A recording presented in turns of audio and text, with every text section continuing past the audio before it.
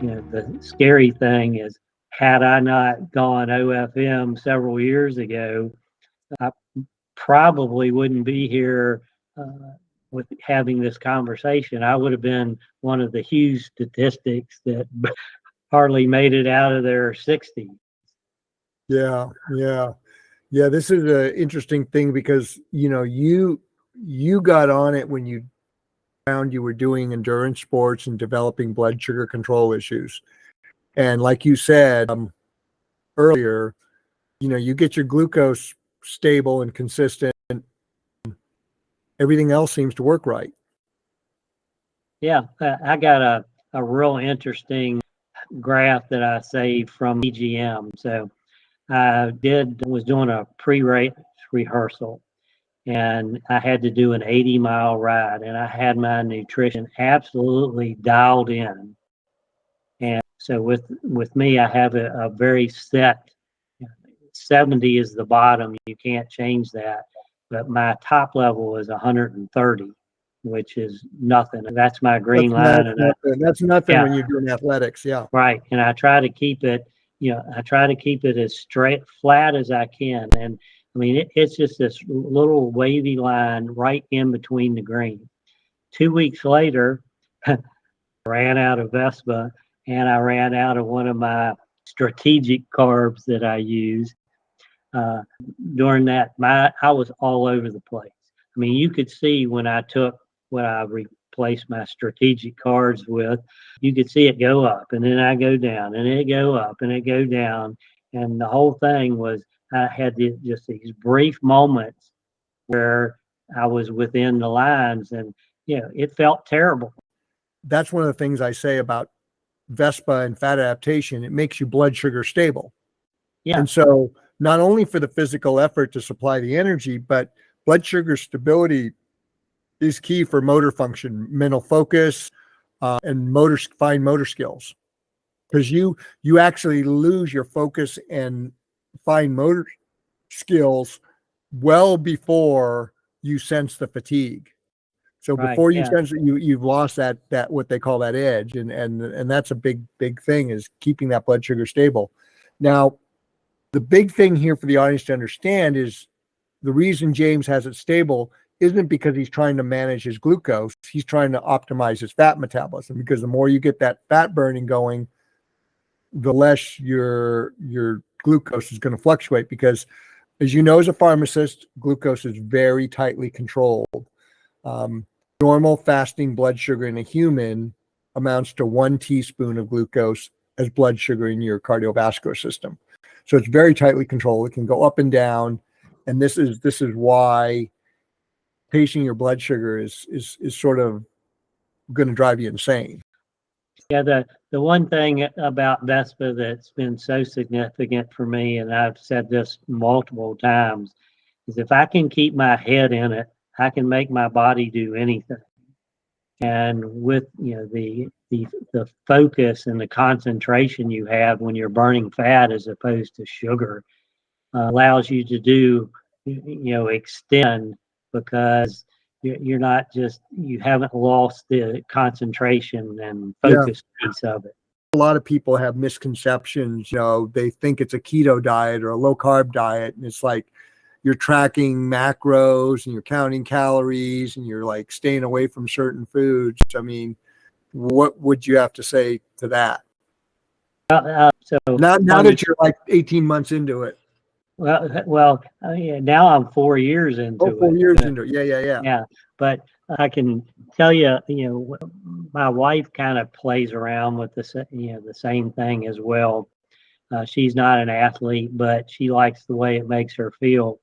And we typically, for Christmas and Thanksgiving, you go on carb overload, all that stuff that that are traditional foods. And Thanksgiving never has been bad because it was just one meal. But Christmas, we have a kind of a family breakfast, a lunch, and a dinner, and which has certain foods that are okay to enjoy occasionally, but you don't want to live off of them. Well, like after Christmas was all over, that next morning when we woke up, my wife looked at me and she says, "I feel terrible." And I said, "Yeah, me too. Just think this is how we used to wake up every morning." So, it isn't restrictive. The nice thing about OFM, once you become fat adapted, there's wiggle room. And like, Dr. Mark Cuccizzella said with it, using the CGM, he says, saw teeth are good, humps are bad. So you eat something you know is wrong, but you are out with friends, you enjoy it, it goes up in a point, but your body now knows how to manage that sugar, and it secretes enough insulin to bring it back down to baseline. So you get this spike. It goes up, your body recognizes it, comes down.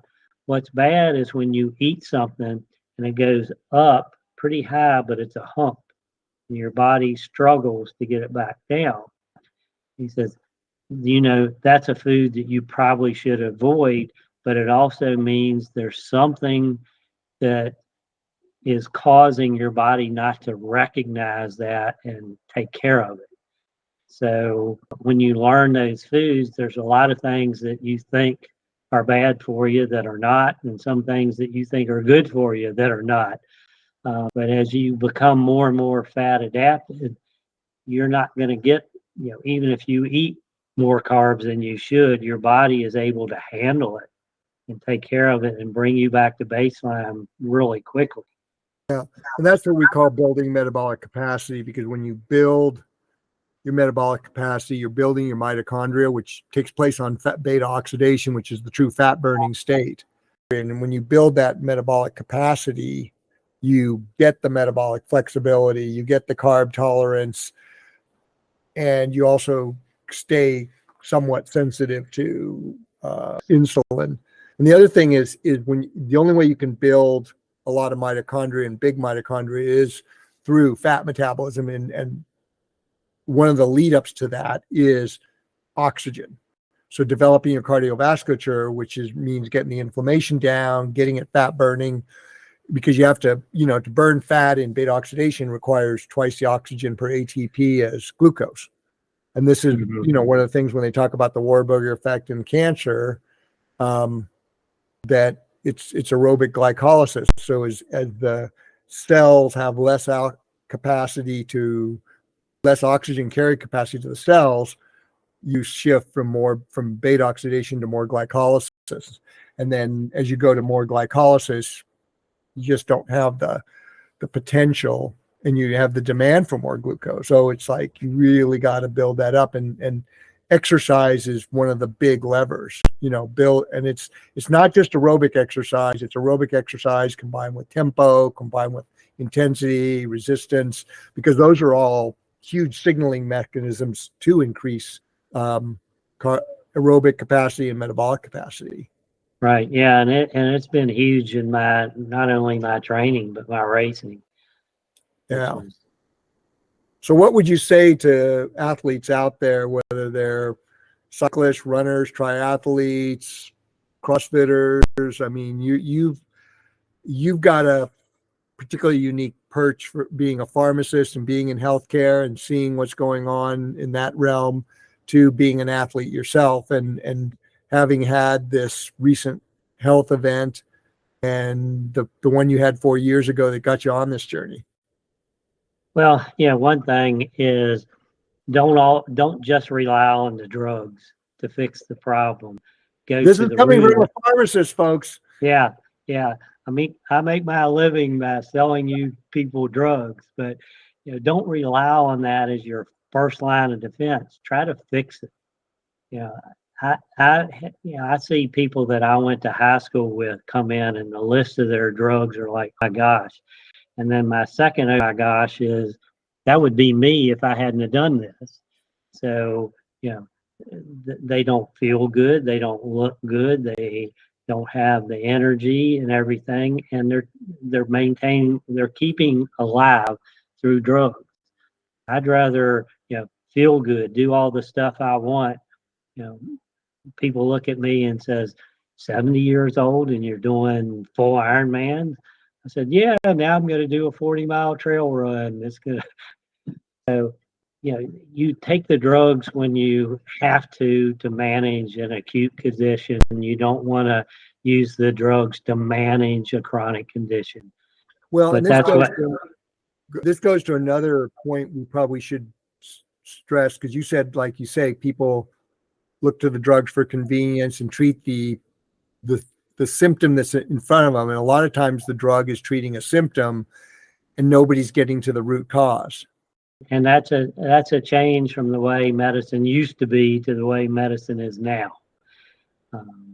We're not looking for cures anymore. We're looking for customers. Yeah, and I think this is something important for the audience to recognize. I mean, use the drugs if you're in an acute situation to get you out of that hole, and that's where they're a miracle. Modern medicine, literally, a miracle for acute situations. I mean, there's some infections that antibiotics are a total cure for, and some of them aren't even around. And you look at when there is a true need, yes, go with your doctor. But for these long-term chronic things, don't always look for a drug as your first line of defense. Yeah. Yeah. And like you said about metabolism, and if your blood sugar is stable, everything else seems to work just fine, right? I'm supposed to be insulin resistant, and well, 4 years ago you were. Yeah, I was. I know 4 years ago, I would have been afraid to look at what my fasting insulin was. And I get reminded almost daily when my buddies come in to what I would be on had I not gone this route.